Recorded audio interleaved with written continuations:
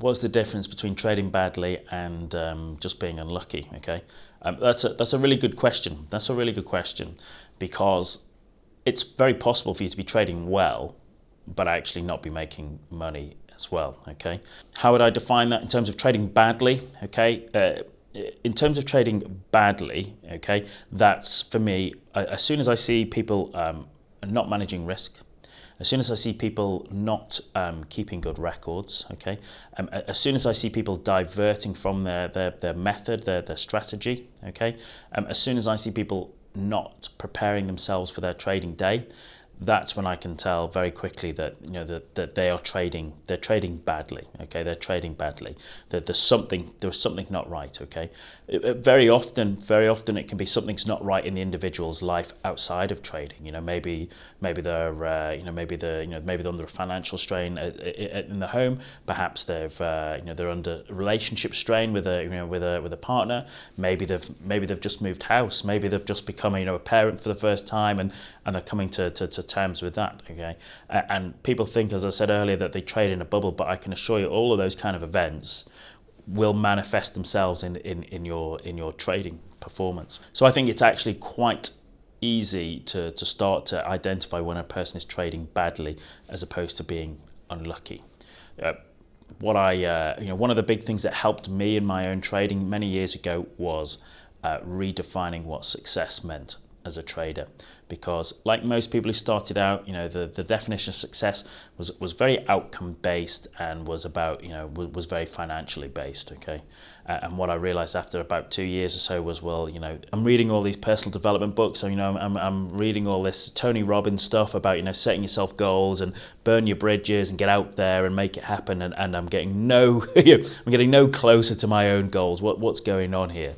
And what I actually realized was that I had to redefine success.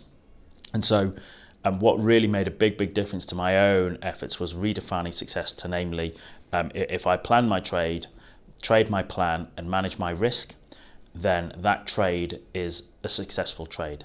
Regardless of the outcome of the trade, whether it's profitable or a business expense. Okay, if I plan my trade my plan, and manage my risk, that is a successful trade, because those are the elements that I can control. Okay, and if I've done that, that's a successful trade, and by definition that makes me a successful trader.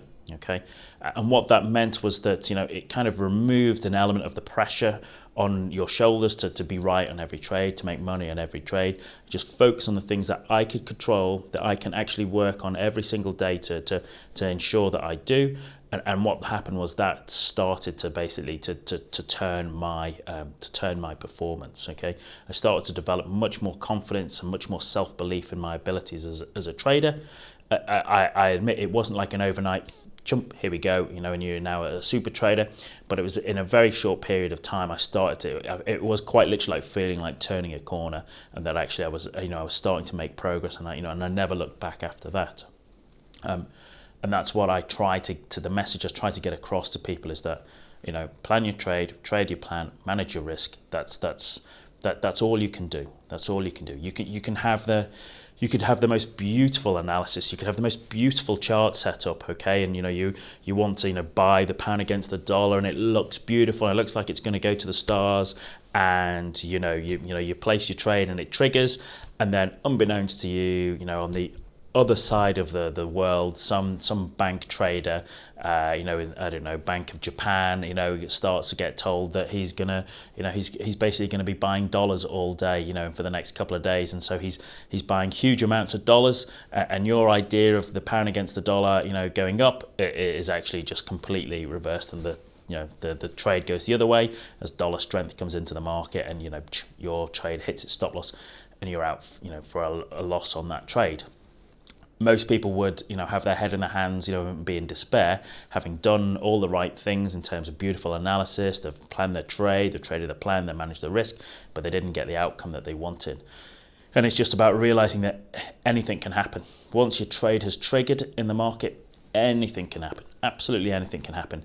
But so long as you've managed your risk, so long as you've planned your trade, traded your plan, you have done all that you can to ensure, to ensure the best chance of a good outcome. And then you just have to, see the trade play out.